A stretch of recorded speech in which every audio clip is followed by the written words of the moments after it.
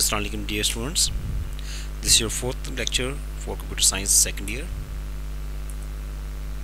Starting in the name of God Almighty, who is the ultimate eyewitness of past, present and future. I am your teacher Shahid Barkat.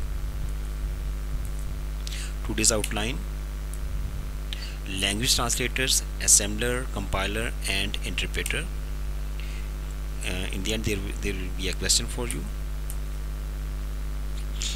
Language translators. Dear students, you already know that computer understands only and only machine language. ये students ये आप ये बहुत अच्छी तरीके से समझ चुके हैं कि कंप्यूटर को सिर्फ एक ही लैंग्वेज आती है और वो है machine language. But remember, whenever a program is written in any other programming language except machine language, then a language translator is required. लेकिन आप जब भी आप कंप्यूटर के साथ कोई दूसरी लैंग्वेज में बात करते हैं, कोई भी प्रोग्रामिंग लैंग्वेज में बात करते हैं जो कि मशीन लैंग्वेज नहीं है, तो उस वक्त फिर आपको लैंग्वेज ट्रांसलेटर की ज़रूरत होती है कंप्यूटर को अपनी बात समझाने के लिए. Language translators belong to system software. Translator is a programming language processor that converts a computer program from one language to another. Definitely language translators जो हैं वो एक लैंग्वेज से दूसरी लैंग्वेज में आपके प्रोग्राम को चेंज कर सकते हैं. It takes a program written in source code and converts it into machine code. तो सिंपली हम ये कह सकते हैं कि जो आपने सोर्स कोड लिखा होगा, यानी कि अगर आपने सी लैंग्वेज में सोर्स कोड लिखा है या जावा में लिखा है या वीपी में लिखा है या किसी और भी लैंग्वेज में लिखा है, तो वो उसको चेंज किया जाएगा आपके सोर्स कोड को मशीन कोड में. तो जो प्रोग्रामर कोड लिखते हैं वो सोर्स कोड कहलाता है और उसको ट्रांसलेट करने के बाद जो हमें उसका जो कोड मिलता है वो मशीन कोड बन जाता है. It also discovers and identifies the errors during the translation. और जब ये ट्रांसलेशन का प्रोसेस हो रहा होता है तो ट्रांसलेटर्स हमारे प्रोग्राम में से मिस्टेक्स भी बता सकते हैं कि कौन सा क्या मिस्टेक है उसके अंदर. तो डियर स्टूडेंट्स, लैंग्वेज ट्रांसलेटर्स जो हैं वो मशीन लैंग्वेज के लिए तो हमें किसी ट्रांसलेटर की ज़रूरत नहीं है. तो that's why machine language don't require any language translator. Assembly language needs assembler as a translator. Okay, high level language जो हैं इंटरप्रेटर और कंपाइलर्स यूज़ करती हैं. तो सिंपली मशीन लैंग्वेज के लिए हमें किसी ट्रांसलेटर की ज़रूरत नहीं है. Types of language translators.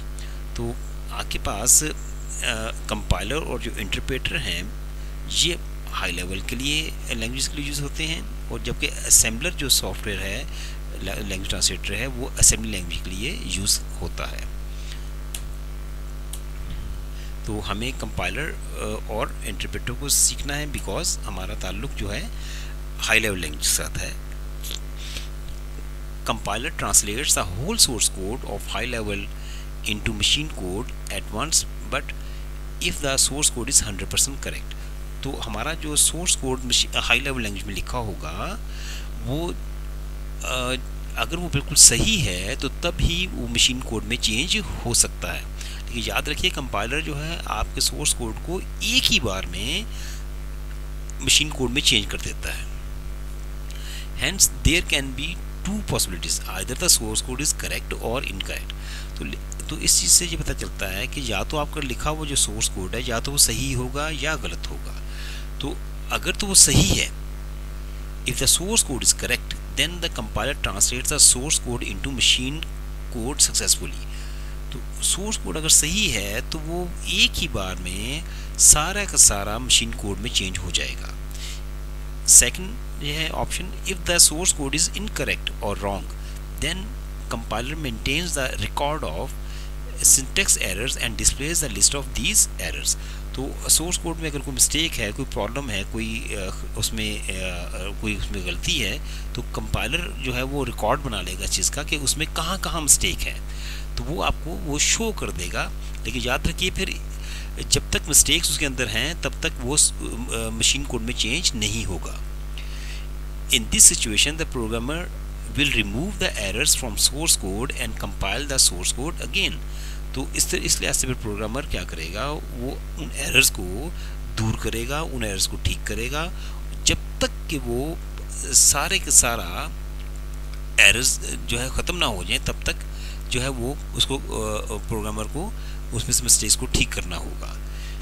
This process of removing errors will continue till the 100% correct source code is achieved। और ये मिस्टेक्स तब तक आपको निकालनी होगी जब तक कि आपका कोड 100% सही ना हो जाए। जब भी आपको मिस्टेक निकालते हैं या मिस्टेक्स निकालते हैं तो आपको कंपाइलर कंपाइल करने से बता देगा कि आपके कहाँ मिस्टेक्स हैं। अगर मिस्टेक्स नहीं है तो वो उसको डेफिनेटली मशीन कोड में चेंज कर देता है।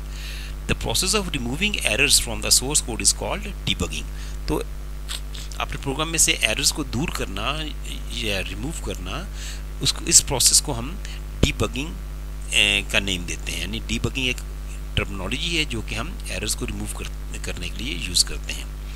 If the source code is compiled successfully then an object code और मशीन कोड इज़ क्रिएटेड। अगर हमारा सोर्स कोड बिल्कुल सही कंपाइल हो जाता है तो एक मशीन कोड या ऑब्जेक्ट कोड जिसको हम कहते हैं वो मिल जाता है, और फिर इस मशीन कोड को हम लिंकर की हेल्प से एग्जीक्यूटेबल फॉर्म में